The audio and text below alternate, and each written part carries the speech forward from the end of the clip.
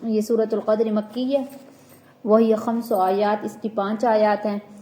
بسم اللہ الرحمن الرحیم، شروع اللہ کے نام سے جو بڑا مہربان نہایت رحم کرنے والا ہے۔ اب مکی اور مدنی میں ہونے میں اس کا اختلاف ہے کہ یہ مکہ میں نازل ہوئی ہے یا مدینہ میں نازل ہوئی ہے، لیکن راجح قول یہ ہے کہ یہ مکہ میں نازل ہوئی ہے۔ اب سورۃ العلق کے بعد سورۃ القدر کو لایا ہے، ٹھیک ہے۔ تو جو پچھلی سورت تھی اس کے اندر وحی اور صاحب وحی جن پر وحی نازل ہوئی ہے ان کی فضیلت اور صداقت وغیرہ کا بیان تھا۔ تو یہ والی جو سورت ہے اس کے اندر قرآن پاک کی جو صداقت ہے اس کی قرآن پاک کی صداقت کو بیان کیا گیا ہے اور لیلۃ القدر کی جو فضیلت ہے اس کو بیان کیا گیا ہے۔ پچھلی سورت میں اقرأ سے قرأت قرآن کا ذکر تھا، قرآن پاک پڑھنے کا تھا، اور اس سورت کے اندر قرآن پاک کی فضیلت بیان کی گئی ہے سورت القدر کے اندر۔ پھر پچھلی سورت کے اندر وحی کے نازل ہونے اور جو مخالفین وغیرہ ہیں ان کی سزا کا بیان اور ان پر غصہ وعید وغیرہ بیان کی گئی تھی، اس کا ذکر تھا۔ تو اس سورت کے اندر قرآن پاک کا نزول اور جو انعامات وغیرہ ہیں ان کا ذکر کیا گیا۔ اس سورت کا شان نزول کیا ہے، اس کے بارے میں متعدد روایات ہیں، ٹھیک ہے، متعدد شان نزول ہیں۔ بعض احادیث مبارکہ میں آتا ہے کہ آپ صلی اللہ علیہ وآلہ وسلم کو اس بات پر دکھ ہوا کہ پہلی امتوں کی عمریں لمبی تھیں اور میری امت کی عمریں بہت تھوڑی ہیں۔ اگر یہ نیک اعمال میں ان کی برابری کرنا بھی چاہیں، پچھلی امتوں کی برابری کرنا بھی چاہیں تو ناممکن ہے۔ تو اس پر اللہ تعالیٰ نے یہ آیت نازل فرمائی، یہ سورت نازل فرمائی، ٹھیک ہے، آیت نہیں، سورت نازل فرمائی کہ اگر آپ صلی اللہ علیہ وآلہ وسلم کی امت ایک رات عبادت کرے تو 1000 رات وہ 1000 مہینوں سے بہتر ہے، ٹھیک ہے، 1000 مہینوں سے بہتر ہے۔ اور امام مجاہد کا قول ہے کہ آپ صلی اللہ علیہ وآلہ وسلم نے بنی اسرائیل کے ایک آدمی کا ذکر کیا کہ وہ 1000 مہینے تک جہاد کے اندر مشغول رہا، ٹھیک ہے، کہ 1000 تک وہ مہینے تک مسلسل جہاد کے اندر مشغول رہا، کبھی اس نے ہتھیار نہیں اتارے۔ تو صحابہ اکرام رضوان اللہ علیہم اجمعین نے اس کی اس عبادت یعنی جہاد پر بڑا تعجب کیا، تو اس پر اللہ تعالیٰ نے یہ صورت نازل فرمائی۔ اور ابن جریر رحمہ اللہ نے حضرت امام مجاہد کی روایت کے مطابق فرمایا، دوسرا واقعہ ذکر فرمایا ہے کہ بنی اسرائیل میں ایک عابد آدمی تھا، عبادت گزار تھا، جو ساری رات عبادت کیا کرتا تھا، صبح ہوتی ہی وہ جہاد پر چلا جاتا تھا، دن بھر وہ جہاد کے اندر مشغول رہتا تھا، اور 1000 مہینے تک وہ مسلسل اسی طریقے سے رہا کہ رات کو عبادت دن کو جہاد۔ تو صحابہ اکرام رضوان اللہ علیہم اجمعین کو یہ واقعہ سن کر بڑا رشک آیا، تو اس پر یہ صورت نازل ہوئی۔ اب ہم لوگ ایسے ہیں نا کہ ایک کو کپڑے دیکھے عورت کو کہ اس نے اتنے خوبصورت پہنے ہوئے تھے، ہم ان چیزوں پر رشک کرتے ہیں، نیکیوں پر رشک کرنا ہم نے چھوڑ دیا ہے، ٹھیک ہے۔ پہلے نیکیوں پر رشک کیا جاتا تھا کہ فلاں اتنی نیکیاں کر رہا ہے تو میں بھی اتنی کروں۔ تو صحابہ اکرام رضوان اللہ علیہم اجمعین کو اس آدمی کے نیکی کے کام کرنے پر اتنا رشک ہوا، تو اس پر اللہ تعالیٰ نے یہ صورت نازل فرمائی۔ اور ایک اور روایت ہے کہ نبی علیہ الصلوۃ والسلام نے بنی اسرائیل کے 4 حضرات کا ذکر کیا، ٹھیک ہے، ان میں ایک حضرت ایوب علیہ الصلوۃ والسلام تھے، دوسرے حضرت زکریا علیہ الصلوۃ والسلام، تیسرے حضرت خزقیل اور چوتھے حضرت یوشع علیہ الصلوۃ والسلام، کہ یہ حضرات 80 سال اللہ تعالیٰ کی عبادت میں مصروف رہے، اور پل یہ جھپکنے کے برابر بھی وہ اللہ تعالیٰ کی انہوں نے نافرمانی نہیں کی۔ تو اس پر صحابہ اکرام رضوان اللہ علیہم اجمعین کو کیا کہتے ہوتے ہیں رشک آیا، تو اس پر یہ صورت نازل ہوئی۔ اب لیلۃ القدر کے فضائل کیا ہیں، تو یہ بہت فضیلت والی رات ہے، اس کے فضائل بے شمار ہیں۔ لیلۃ القدر جو ہے وہ 1000 مہینوں سے بہتر ہے، ٹھیک ہے، اللہ تعالیٰ یہ فرما رہے ہیں نا کہ لیلۃ القدر خیر من 1000 شہر، کہ 1000 مہینوں سے بہتر ہے۔ تو اس رات فرشتے زمین پر اترتے ہیں، تنزل الملائکہ، ساری فضائل بیان کر دیے گئے ہیں۔ جو شخص عبادت میں مشغول ہو اس سے وہ مصافحہ کرتے ہیں، ٹھیک ہے، ہاتھ ملاتے ہیں، مصافحہ کرتے ہیں اور اس کے لیے دعا کرتے ہیں۔ تو ایک اور فضیلت یہ بھی ہے کہ لیلۃ القدر کے اندر جو عبادت کرتا ہے اللہ تعالیٰ اس کے گناہ معاف فرما دیتے ہیں۔ اور بعض حضرات نے یہ بھی کہا ہے کہ بھائی لیلۃ القدر اس امت کی خصوصیت نہیں ہے بلکہ پہلی امت کو بھی یہ دی گئی ہے، لیکن راجح قول یہی ہے کہ یہ جو خصوصیت ہے یہ آپ صلی اللہ علیہ وآلہ وسلم کی امت کی ہی ہے، آپ صلی اللہ علیہ وآلہ وسلم کی امت کو ہی یہ رات دی گئی ہے۔ اب لیلۃ القدر کون سی رات ہے؟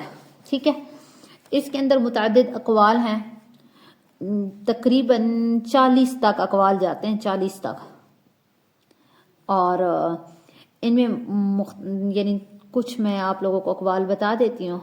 بعض کا کہنا ہے کہ سال بھر میں کوئی نہ کوئی رات لیلۃ القدر کی ہے ہی سے، دوسرا قول کہ رمضان المبارک کی کوئی نہ کوئی جو رات ہے وہ لیلۃ القدر ہے، تیسرا کہ رمضان المبارک کے آخری عشرے کی جو رات ہے، ٹھیک ہے، وہ مراد ہے، آخری عشرے کی راتیں جو ہیں، اور ایک قول ہے کہ رمضان المبارک کے آخری عشرے کی جو طاق راتیں ہیں وہ مراد ہیں، اور ایک قول کہ بھائی آخری عشرے کی جو 27ویں رات ہے، ٹھیک ہے، ہمارے ہاں زیادہ تر مشہور بھی ہوتا ہے کہ 27ویں رات، تو صحیح قول یہ ہے کہ بھائی آخری عشرے میں طاق راتوں میں سے کوئی نہ کوئی رات ہے ہی صحیح، ٹھیک ہے، تو یہ رات معین نہیں ہے بلکہ بدلتی رہتی ہے۔ اب عدم تعیین کی حکمت کیا ہے، اس رات کا ایک ہی دن کیوں نہیں بتایا گیا ہے، اس کی کیا وجہ ہے؟ ٹھیک ہے، عدم تعیین کی حکمت یہ بیان کی گئی ہے تاکہ لوگ زیادہ سے زیادہ عبادت میں مشغول رہ سکیں، ٹھیک ہے، رمضان کے آخری عشرے کے اندر لیلۃ القدر تلاش کرو، ایک یہ قول ہے، اور دوسرا یہ ہے کہ طاق راتوں کے اندر لیلۃ القدر کو تلاش کرو۔ اور لیلۃ القدر کی علامات کیا ہیں؟ جو رات ہے لیلۃ القدر کی، اس کی علامات کیا ہیں؟ اس کی ایک یہ کہ یہ رات بڑی کھلی، صاف، شفاف، چمکدار ہوتی ہے، اور نہ یہ زیادہ گرم ہوتی ہے اور نہ ہی زیادہ سخت ہوتی ہے، بلکہ اس دن معتدل سا موسم ہوتا ہے، درمیانہ موسم ہوتا ہے، اور اس رات میں صبح تک آسمان کے ستارے، صبح تک شیاطین کو نہیں مارے جاتے، ٹھیک ہے، دوسرا کہ اس رات کے بعد صبح کو سورج بغیر شعاعوں کے طلوع ہوتا ہے، تیسرا کہ یہ ٹکیا کی طرح گول 14ویں رات کا چاند ہوتا ہے، ٹھیک ہے، اور اس رات سمندر کا پانی میٹھا ہوتا ہے، اور شب قدر میں ہر چیز سجدہ کرتی ہے، ٹھیک ہے، یہاں تک کہ درخت بھی گر جاتے ہیں پھر کھڑے ہو جاتے ہیں، ٹھیک ہے، یہ ضروری نہیں ہے کہ ایسا ہو، صرف جو اہل کشف ہیں وہ اس رات میں یہ انوارات جو وغیرہ ہوتے ہیں ان کا مشاہدہ ان کو ہوتا ہے، لیکن ہر ایک کو مشاہدہ نہیں ہوتا، ٹھیک ہے، یہ آپ لوگوں کی طرف پتہ نہیں ہے یا نہیں، ہمارے گاؤں کی طرف اس چیز کو بڑا مانا جاتا ہے کہ پہلے تو ہم بچپن کے اندر بڑا سنتے تھے کہ فلاں نے رات کو عبادت کی ہے، اور جب رات ہوئی ہے تو رات کو ایک کا بتاتے تھے کہ بھائی رات کو اس نے دیکھا ہے کہ بھائی درخت گرا پڑا ہے نیچے، اور اس نے اپنی بکری کو باندھ دیا اس کے ساتھ، پھر جب صبح اٹھے تو اس نے دیکھا کہ وہ تو اس کے ساتھ بکری لٹکی ہوئی ہے، تو مطلب یہ لوگوں کی باتیں ہیں، یا شاید ہوا ہو، کیونکہ آنکھوں سے دیکھا تو ہم نے نہیں ہے، ہم نے بھی لوگوں کی باتیں سنی ہیں، قریب غریب لوگ ہیں نا، مطلب رشتہ دار وغیرہ، تو ان کی باتیں سنی کہ فلاں نے رات کو عبادت کی، تو یہاں پہ لازم ملزوم سمجھا جاتا ہے، اگر کسی نے سمجھیں ایسا نہیں دیکھا کہ رات کو سجدے وغیرہ یہ درخت و شرختوں نے ہر چیز نے نہیں کیا، تو سمجھو اس کی عبادت مقبول ہی نہیں ہوتی ہے، یہاں پہ یہ مشہور ہے، ٹھیک ہے، تو کہتے ہیں کہ اس کو لیلۃ القدر نہیں ملی ہے، اس نے نہیں پائی ہے، تو سمجھے وہ کہتے ہیں کہ بھائی اس کی فضیلت ہی نہیں حاصل ہوئی ہے، تو ضروری نہیں ہے کہ آپ یہ چیز دیکھیں تبھی آپ کو ثواب ملے گا، اگر وہ رات آئی ہے اور آپ نے اس دن کوئی ایسا نیکی والا کام کیا تو اللہ تعالیٰ اس دن آپ کو اتنا ثواب دیں گے، ٹھیک ہے، تو اس کے مشاہدہ نہ ہونے پر کوئی ثواب وغیرہ کے اندر فرق نہیں آتا ہے، ٹھیک ہے، اور نہ ہی یہ رات دیکھنا ضروری ہے، ہاں اس کی دعا جو ہے وہ کیا ہے، حضرت عائشہ صدیقہ رضی اللہ عنہ نے آپ علیہ الصلوۃ والسلام سے سوال کیا اس کے متعلق کہ اگر میں پا لوں اس رات کو تو کیا پڑھوں، تو پھر آپ صلی اللہ علیہ وآلہ وسلم نے فرمایا کہ یہ دعا پڑھو، اللہم انک عفو تحب العفو فاعف عنی. ٹھیک ہے. آگے اللہ تعالیٰ فرماتے ہیں انا انزلناہ، بے شک ہم نے اس کو نازل کیا، اس قرآن پاک کو نازل کیا، فی لیلۃ القدر، لیلۃ القدر میں، جو لیلۃ القدر کی رات ہے اس کے اندر ہم نے قرآن پاک کو نازل کیا ہے.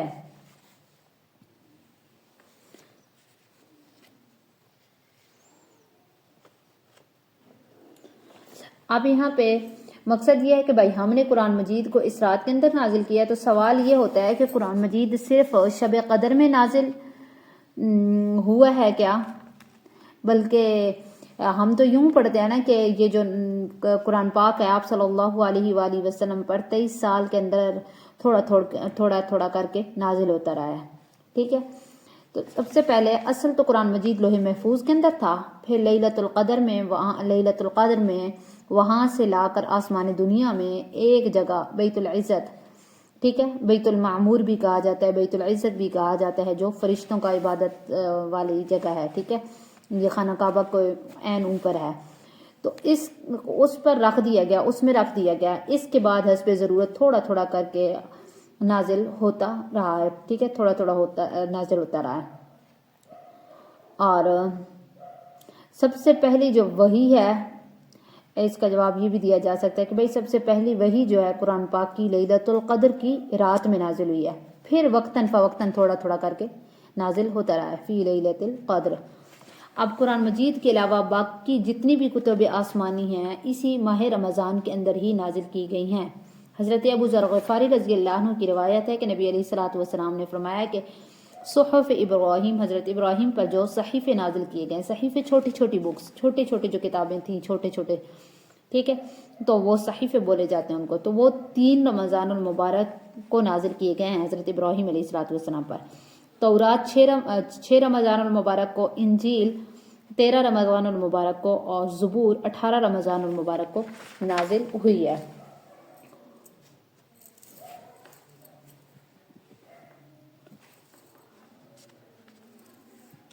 آگے فی لیلۃ القدر، اس رات کو لیلۃ القدر کہا گیا ہے. تو لیلۃ القدر کے معنی کیا ہے؟ ٹھیک ہے، وما ادراک، آپ کو کیا پتا کہ ما لیلۃ القدر، لیلۃ القدر کیا ہے؟ جی جی. انجیل کتنے رمضان کو نازل ہوئی تھی؟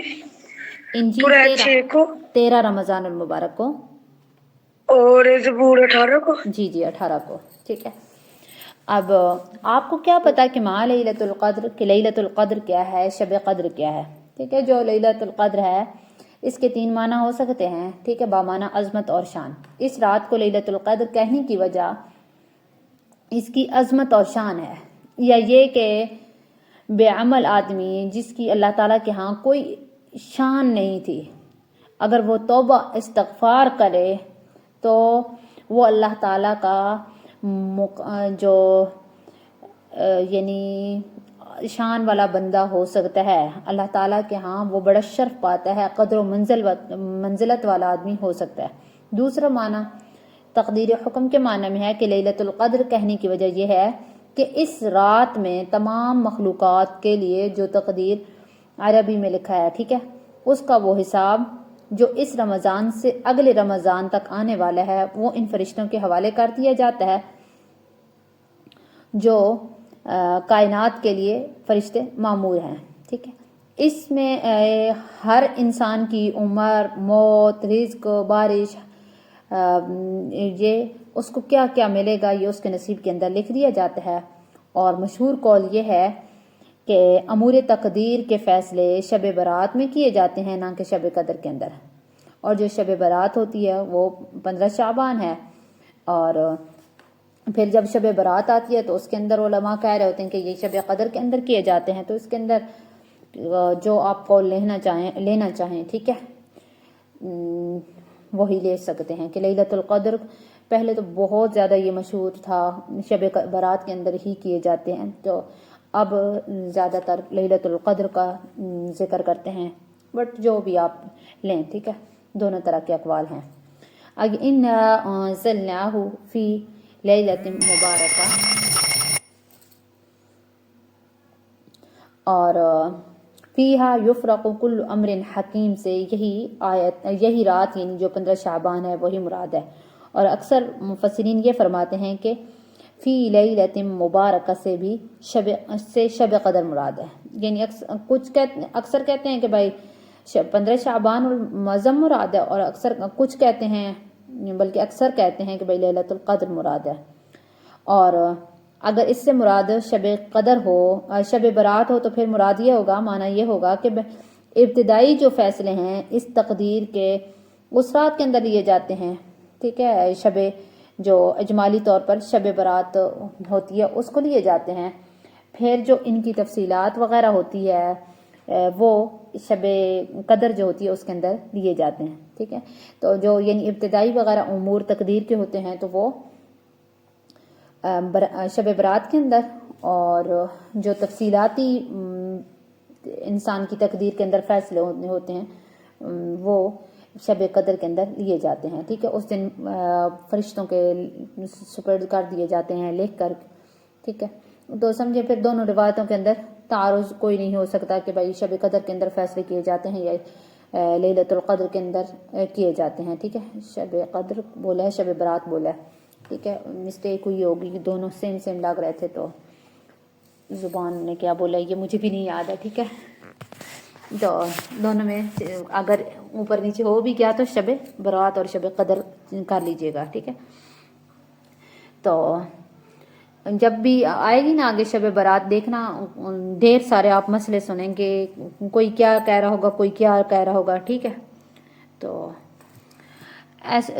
صورت کے اندر میرا تو یہ کہنا ہوتا ہے کہ اختلاف سے بچیں اور درمیانی رائے کو اختیار کر لیں. ٹھیک ہے، اور دوسرا ایسا ہی ہے، پھر شب برات آتی ہے اسی طرح یہ مسائل شروع ہو جاتے، بہت ہی زیادہ جب سے سوشل میڈیا ہے زیادہ ہی. ہاں جی، بہت ہی زیادہ اس کے بارے میں نا، بہت زیادہ، جیسے کوئی گناہ کر رہا ہے بندہ اس طرح پیچھے پڑ جاتے ہیں. جی، تو پیچھے بھی بتایا تھا نا کہ بھائی شب برات کے اندر عبادت ہے نہیں ہے، وہ دونوں ٹائپ کی روایت ہیں. آپ کا دل مطمئن ہے آپ کریں. ٹھیک ہے، اور اگر کوئی نہیں کر رہا ہے تو اس پہ یہ فتویٰ مت لگائیں کہ آپ کیوں نہیں کر رہے ہیں، آپ گناہ کما رہے ہیں. اور اگر کوئی کر رہا ہے تو تب بھی مت اس پہ فتویٰ لگائیں کہ بھئی تم کیوں کر رہے ہو. نہ کرنے والے کو یہ نہ کہیں کہ بھئی تو نے کوئی گناہ کیا، اور کرنے والے کو یہ نہ کہو کہ بھئی تم نے کیوں گناہ کیا ہے کہ تم نے عبادت کی ہے. ابھی جان میرا خیال ہے کہ نفل عبادت میں تو کسی پہ فتویٰ لگانا بنتا بھی نہیں شاید. فرض میں تو کہنا پڑتا ہے نا لازمی پڑھو، لیکن اگر کوئی نفلی روزہ یا نوافل نہیں پڑھ رہا تو اس پہ صرف نہیں. ایک نا مطلب یہ ہوتا ہے کہ ایک طبقہ نا بہت اپنے اوپر لازم ملزوم کر لیتا ہے چیز کو، اور جی ایسا ہی ہے. دوسری چیز جو ابھی برائی پائی جا رہی ہے نا وہ یہ پائی جا رہی ہے کہ جماعت کے ساتھ نماز کو لازم ملزوم قرار دیا جا رہا ہے. جماعت کے ساتھ تو نماز، ٹھیک ہے، تو نفلی نماز جماعت کے ساتھ نہیں ہے نا، تو معاشرے کے اندر نا مطلب مسئلہ چھوٹا سا ہوتا ہے. اگر ہم شریعت کے حساب سے دیکھیں کوئی بھی نا، ابھی اکثر ہم مسئلوں کا نا موازنہ کرتے رہتے ہیں کہ بھائی ایک کا یہ کہنا ہے دوسرے کا یہ کہنا ہے، تو مسئلہ تھوڑا سا نکلتا ہے بیچ میں سے. لیکن ہم جب عوام کو اس کے اندر گھسیٹتے ہیں نا تو عوام اتنا بڑا بنا دیتی ہے کہ نہ پوچھیں. ہمارے ہاں تو اتنے مسائل سمجھیں نا کفر کی حد تک، مرتد اور زندیق کی حد تک، مطلب اسلام سے خارجی لوگوں کو قرار دے دیے ہیں. تو پھر بس اللہ تعالیٰ معاف کریں. اور وہ والی حدیث بھی تو ہے، آپ صلی اللہ علیہ وسلم نے فرمایا میری امت 73 فرقوں میں بٹے گی. تو اللہ تعالیٰ فرقہ واریت سے بھی بچائیں، اور خاص طور پر ہمیں ایسا کام ہم سے لیں کہ بھائی فرقہ واریت سے بچنے کا ذریعہ بنے. ٹھیک ہے، کیونکہ سارے فالو تو قرآن و حدیث کو کر رہے ہیں. اب فیصلہ کرنا مشکل ہو جاتا ہے کہ کون صحیح ہے کون غلط ہے. اس لیے بس جو سمجھ آتا ہے اچھا وہ لیتے جائیں.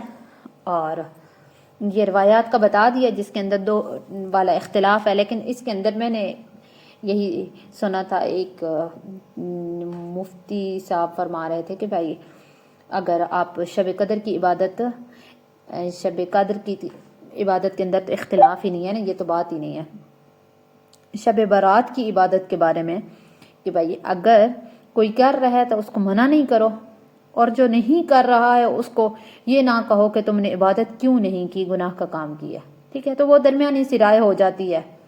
تو ہمارا مسئلہ تب جا کے بنتا ہے جب ہم نا اختلاف، ایک کو غلط کہنا شروع کر دیتے ہیں، دوسرے کو حد سے زیادہ بڑھا دیتے ہیں۔ بچوں کے آنے والے شب برات والے دن یا اور کی رات کو یا اپنے بچوں کو تو سمجھانا پڑ، جی چلو جی، بہانے پڑھ لیں کچھ۔ یہ تو واقعی بات ہے، ہمارا جو بچپن تھا اس کے اندر بڑا اس چیز پر زور دیا جاتا تھا کہ ہم یہ مطلب قدر کا تیسرا معنی تنگی کے ہوتے ہیں، ٹھیک ہے؟ ایک عظمت و شان کے معنی، دوسرا تقدیر حکم، جو تقدیر ہوتی ہے نارملی، تقدیر جو ہوتی ہے اللہ تعالیٰ نے تقدیر لکھی ہے وہ مراد ہے، اس کے اندر پھر 2 قول پڑھ لی ہیں۔ تیسرا قدر کے معنی تنگی کے ہوتے ہیں، ٹھیک ہے؟ تو اللہ تعالیٰ قرآن پاک میں فرماتے ہیں اللہ یبسط الرزق لمن یشاء ویقدر، کہ اللہ تعالیٰ جس کے لیے چاہتے ہیں رزق کشادہ کر دیتے ہیں، جس کے لیے چاہتے ہیں تنگ کر دیتے ہیں۔ لیلۃ القدر کو لیلۃ القدر کہنے کی وجہ پھر یہ ہوگی کہ بھائی اس رات اتنی روحانیت اور رحمتوں کا نزول ہوتا ہے کہ زمین تنگ ہو جاتی ہے، ٹھیک ہے؟ آگے وما ادراک ما لیلۃ القدر، یہ سوال استفہام جو ہے یہ عظمت کے لیے ہے، ٹھیک ہے؟ یہ سوالیہ جو نشان ہے وما ادراک، آپ کو کیا پتا، ٹھیک ہے؟ اور زیادہ شوق دلانے کے لیے ہے کہ بھائی لیلۃ القدر کیا ہے۔ آگے پھر اللہ تعالیٰ نے خود ہی لیلۃ القدر کی شان بیان کر دی ہے کہ لیلۃ القدر خیر، بہتر ہے، من الف شہر، 1000 مہینوں سے، کہ 1000 مہینوں سے بہتر ہے۔ تو اس رات کی عبادت تو 1000 مہینوں کی عبادت سے بھی بہتر ہے، ٹھیک ہے؟ 83 سال 4 مہینے تقریباً بنتے ہیں، اور ظاہر سی بات ہے پھر انتہا کی تو کوئی جو زیادتی ہے اس کی تو کوئی انتہا ہی نہیں ہے کہ پھر کتنا اللہ تعالیٰ ثواب دیتے ہوں گے۔ پھر دوسری فضیلت اللہ تعالیٰ نے بیان فرما دی ہے تنزل الملائکۃ والروح، کہ نازل ہوتے ہیں، اترتے ہیں الملائکۃ فرشتے، والروح اور روح، فیہا اس میں، باذن ربہم اپنے رب کے حکم سے، من کل امر ہر کام پر۔ آگے 3 ڈاٹس لگے ہوئی ہیں، پھر سلام لکھا ہوا ہے، پھر اس کے بعد 3 ڈاٹس ہیں، 3 نقطے ہیں۔ تو 3 نقطے یہاں پہ آپ کو ایک سائڈ پہ لکھا ہوا بھی ہوگا، میرے قرآن پاک پہ تو نہیں لکھا ہوا لیکن لکھا ہوا ہوتا ہے، نارملی قرآن پاک پہ لکھا ہوتا ہے، ٹھیک ہے؟ معانقہ یا معہ، تو معنی یہ ہوتا ہے کہ ایک جگہ پہ آپ وقف کرتے ہیں، دوسری جگہ پہ ملا کے پڑھتے ہیں، یا تو آپ پڑھیں گے بِإِذْنِ رَبِّهِم مِّن كُلِّ أَمْرٍ، ٹھیک ہے؟ پھر سلام ہی حتی مطلع الفجر، یا تو امر پہ وقف کر دیا، یا دوسرا پڑھیں گے بِإِذْنِ رَبِّهِم مِّن كُلِّ أَمْرٍ سلام ہی حتی مطلع الفجر، ٹھیک ہے؟ تو یعنی 3 ڈاٹس میں ایک جگہ پہ ملا کر ایک جگہ پہ وقف کر کے پڑھنا ہے، ٹھیک ہے؟ معانقہ بولتے ہیں، معا بولتے ہیں۔ تو اب یہاں پہ کہ وروح، اور روح یعنی فرشتے نازل ہوتے ہیں، اور روح فیہا اس میں، باذن ربہم اپنے رب کے حکم سے، من کل امر ہر کام پر۔ کہ دوسری فضیلت یہاں بیان کی جا رہی ہے کہ مقصد یہ ہے کہ بھائی اس رات فرشتے اور روح القدس، ٹھیک ہے، حضرت جبرائیل علیہ السلام اپنے رب کی اجازت پا کر زمین پر نازل ہوتے ہیں، زمین پر اترتے ہیں۔ اب یہاں امر جو لفظ استعمال کی ہے اس سے یا تو حکم مراد ہے یا امر تقدیر مراد ہے، ٹھیک ہے؟ یا اس سے ہر امر خیر مراد ہے، خیر کام جو اچھا کام ہوتا ہے، بہتر کام ہے۔ اور روح سے کیا مراد ہے؟ اور روح صحیح قول کے مطابق حضرت جبرائیل علیہ السلام مراد ہے، اور دوسرا قول یہ ہے کہ اس سے ایک بڑا فرشتہ مراد ہے جو آسمان اور زمین کے سامنے، جس کے سامنے آسمان اور زمین ایک لقمے کے برابر ہیں۔ اور تیسرا قول کہ بھائی فرشتوں کی ایک مخصوص جماعت مراد ہے جو اور فرشتوں کو لیلۃ القدر میں نظر آتی ہے۔ یہ اللہ تعالیٰ کی کوئی خاص مخلوق ہے جو کھاتی ہے پیتی ہے، مگر نہ فرشتوں میں سے ہے نہ انسانوں میں سے ہے، ٹھیک ہے؟ تو یہ ایک مخصوص جماعت ہے۔ اور چوتھا قول یہ ہے کہ بھائی روح القدس، یہ روح سے مراد حضرت عیسیٰ علیہ السلام ہیں جو امت محمدیہ کے کارنامے دیکھنے کے لیے فرشتوں کے ساتھ زمین پر اترتے ہیں۔ اور ایک قول یہ ہے کہ اس سے اللہ تعالیٰ کی خاص رحمت مراد ہے جو صرف اسی رات نازل ہوتی ہے۔ یہ اس کی تفسیر ہو گئی۔ آگے سلام، سلامتی ہے، امان ہے، ہی وہ رات، حتی یہاں تک کہ مطلع الفجر صبح طلوع ہو، یعنی یہ جو رات ہے وہ صبح کے طلوع ہونے تک رہتی ہے۔ اب یہاں پر سلام کے کیا معنی ہیں؟ سلام نمبر 1 کہ یہ رات سلام ہے، جس طرح ایک حدیث مبارکہ کے اندر ہے کہ حضرت جبرائیل علیہ الصلاۃ والسلام فرشتوں کے ساتھ زمین پر نازل ہوتے ہیں، اور جو شخص بھی قیام اور قعود یعنی کھڑے ہو کر بیٹھ کر عبادت کر رہا ہوتا ہے، ذکر کے اندر مشغول ہوتا ہے، اس کو سلام کرتے ہیں۔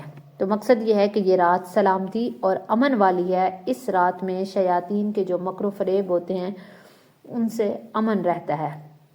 اور آگے فرمایا کہ یہ حتی مطلع الفجر، کے مقصد یہ ہے کہ بھائی لیلۃ القدر کی جو برکات ہیں کسی حصے سے مخصوص نہیں ہے، بلکہ شروع رات سے لے کر آخر رات تک رہتی ہیں۔ اور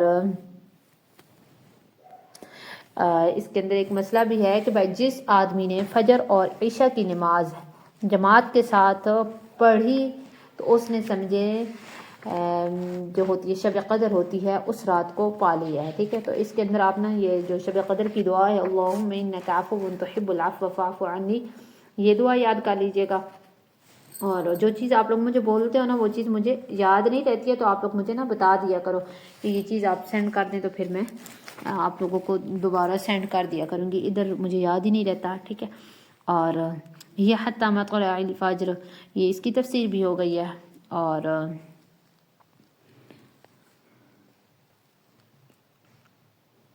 اب ان آیات کے اندر ٹوٹلی ایک فائدہ سا پڑھ لیتے ہیں کہ لیلۃ القدر کو 1000 مہینوں سے بہتر قرار دیا گیا ہے، ٹھیک ہے۔ اور ظاہر ہے کہ بھائی ان 1000 مہینوں کے اندر بھی ہر سال ایک شب قدر آئے گی، تو حساب کس طریقے سے بنے گا پہ، ٹھیک ہے۔